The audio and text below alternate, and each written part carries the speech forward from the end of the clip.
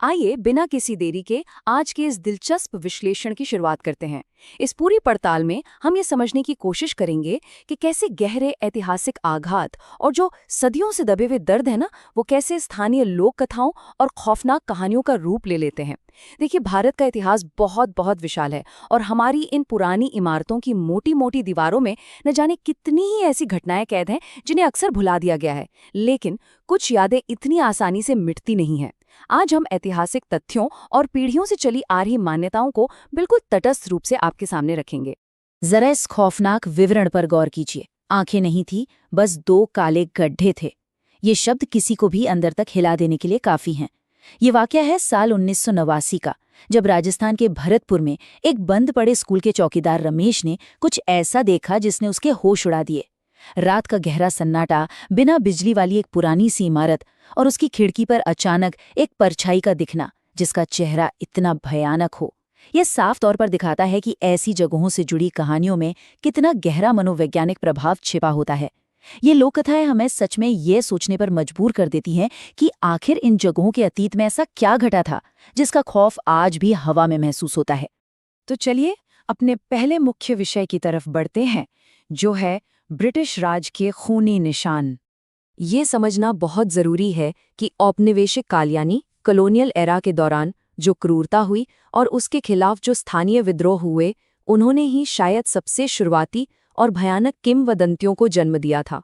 1843 से लेकर 1919 तक का ये पूरा कालखंड बड़ी ही बारीकी से दर्शाता है कि कैसे अलग अलग दशकों और क्षेत्रों में घटी बगावत और दमन की ये घटनाएं एक दूसरे से गुंधी हुई हैं। 1843 में मसूरी में मजदूरों ने एक बेहद क्रूर कर्नल के खिलाफ बगावत कर दी थी और कहा जाता है कि उसकी लाश को बाद में उसी स्कूल की जमीन के नीचे दफना दिया गया। फिर आता है 1857 का ऐतिहासिक स्वतंत्रता संग्राम, जहां देहरादून की एक इमारत को बिना किसी मुकदमे के एक क्रूर पूछताछ केंद्र बना दिया गया। और फिर 1919, जब शिमला में एक स्कूल की दीवारों ने एक बेबस पिता का मूक और दुखद विरोध देखा। इन सभी घटनाओं की जगह भले ही अलग हों, लेकिन इनके पीछे जो ऐतिहासिक दर्द है वो बिल्कुल एक जैसा है। अब ये जो संख्या 104 है, इसे महज एक आंकड़ा मत समझिएगा। इसके पीछे एक बहुत ही अजीब और परेशान करने वाली घटना है। देहरादून की उसी 1857 वाली इमारत में, जिसे बाद में एक स्कूल में बदल दिया गया था, वहां एक भारतीय शिक्षक को रात के समय तहखाने में एक बहुत पुरानी जंग लगी जंजीर मिली। बताया जाता है कि उस जंजीर को छूते ही उन्हें एक रहस्यमयी बुखार ने जकड़ लिया और शरीर का तापमान सीधा 104 डिग्री पहुंच गया। इस तेज बुखार की हालत में उन्होंने भयानक मतिभ्रम या कहें कि हैलुसिनेशंस का अनुभव किया। उन्होंने उन कैदियों को देखा जिन्हें दशकों पहले वहां जंजीरों में बांधकर तड़पाया गया था। यह इस बात का एक बहुत ही सटीक उदाहरण है कि कैसे किसी जगह का छिपा हुआ स्याह इतिहास एक इंसान के दिमाग और शरीर पर इस कदर हावी हो सकता है। अब इस कहानी को ही ले लीजिए। ये आपको इतिहास की किसी भी किताब में लिखी हुई नहीं मिलेगी, लेकिन वहां के लोगों की यादों में ये आज भी एकदम ताज़ा है।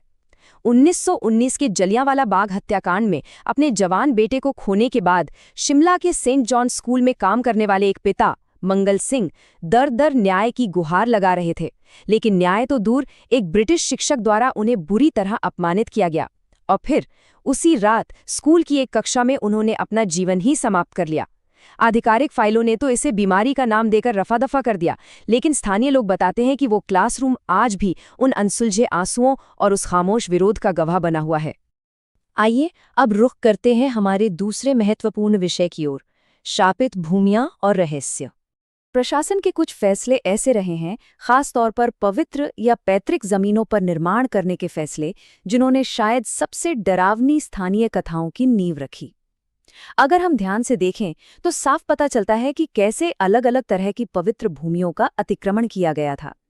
एक तरफ मध्य प्रदेश के पचमणी और असम के वो घने जंगल हैं जिन्हें गोंड और बाकी स्थानीय आदिवासी समुदाय बेहद पवित्र मानते थे। उनका मानना था कि वहां दैवीय शक्तियों का वास है। और दूसरी तरफ है मुंबई का मालाबार हिल, जहां पारसी समुदाय के एक बहुत पुराने पैतृक कब्रिस्तान के ठीक ऊपर एक पूरी की पूरी इमारत ही खड़ी कर दी गई।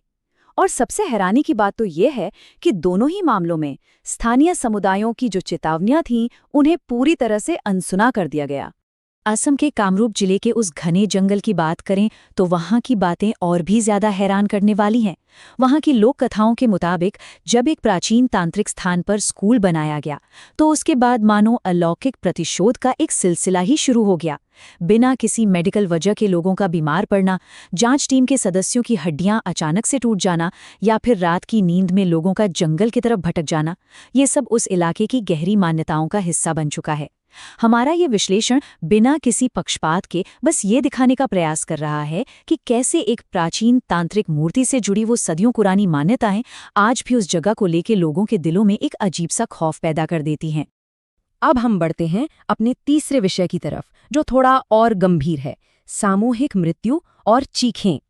देखिए, जब किसी एक ही जगह पर बहुत बड़े पैमाने पर इंसानी जाने जाती है ना, तो वो अपार दुख उस जगह की आबो हवा पर अपनी एक स्थायी और कभी न मिटने वाली मनोवैज्ञानिक छाप छोड़ जाता है। कोलकाता की इस इमारत का इतिहास भी कुछ ऐसा ही है, जो कई स्याह परतों में बटा हुआ है। सबसे पहले 1857 के विद्रोहियों के लिए इसे एक अस्थायी जेल बनाया गया, जहां कम से कम 40 कैदियों को फांसी के फंदे पर लटका दिया गया। उसके बाद 1896 में जब भयंकर प्लेग फैला तो इसी जगह को एक संक्रमण अस्पताल में तब्दील कर दिया गया और यहां से हर हफ्ते दर्जनों लाशें बाहर निकलती थी। इन लगातार हुई त्रासदियों का ही असर है कि कई सालों बाद जब इस इमारत की बिजली पूरी तरह से काट दी गई थी, तब भी आसपास के लोगों ने इसकी सभी खिड़कियों में एक साथ ऐसी रोशनी जलते हुए देखी जो तकनीकी रूप से बिल्कुल असंभव थी। और ये जो रहस्यमयी संदेश है, ये सीधा दिल में एक अजीब सा डर पैदा कर देता है। चित्तौड़गढ़ का किला अपने महान बलिदान और जौहर के इतिहास के लिए पूरी दुनिया में जाना जाता है। इसी किले के एक खंडर में चलने वाले स्कूल के एक शिक्षक महेंद्र सिंह एक बार जब रात में वहां रुके तो उन्हें बाहर से सैकड़ों लोगों के गाने और रोने की दिल दहला देने वाली आवाजें सुनाई दी।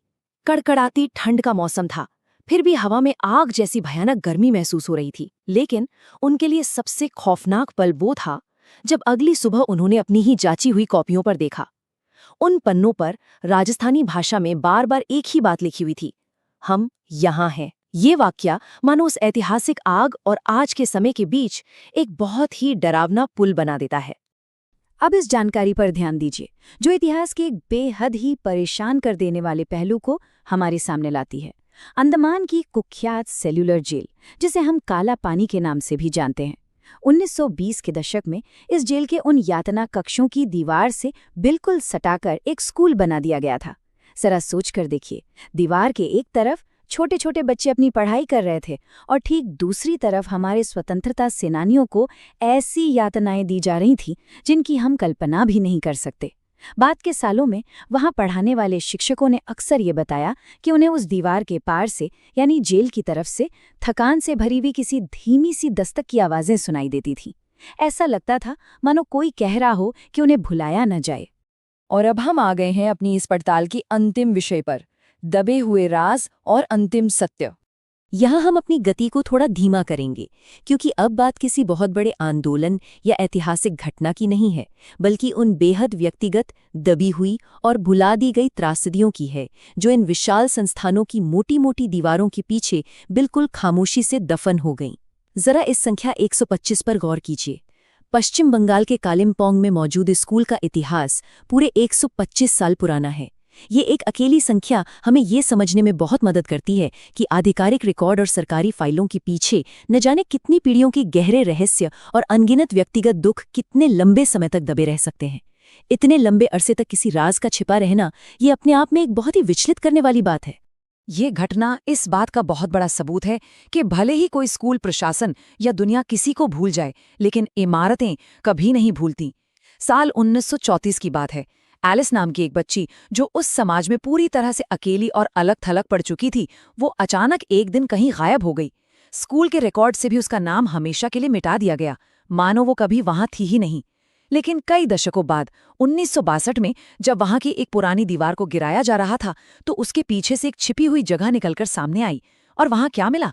कुछ बच्चों के पुराने कपड़े और उसी एलिस की एक डायरी। उस डायरी का ये अंश सच में बहुत कुछ बयां कर देता है।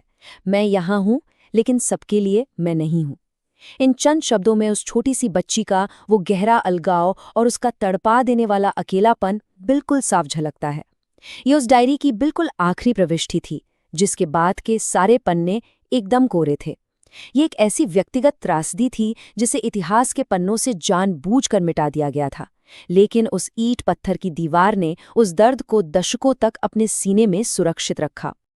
और अंत में ये पूरा विश्लेषण हमें एक बहुत ही गहरे सवाल के साथ छोड़ जाता है।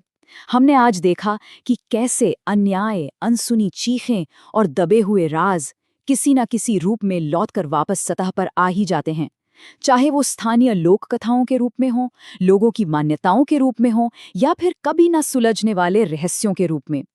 ये सब हमें सोचने पर मजबूर कर देता है कि हमारे आसपास की जिन दीवारों को हम पूरी तरह से निर्जीव समझते हैं, क्या वो वाकई खामोश है या फिर वो बस किसी के सुनने का इंतजार कर रही हैं? ये एक ऐसा सवाल है जो इतिहास को देखने के हमारे नजरिए को शायद हमेशा के लिए बदल कर रख दे।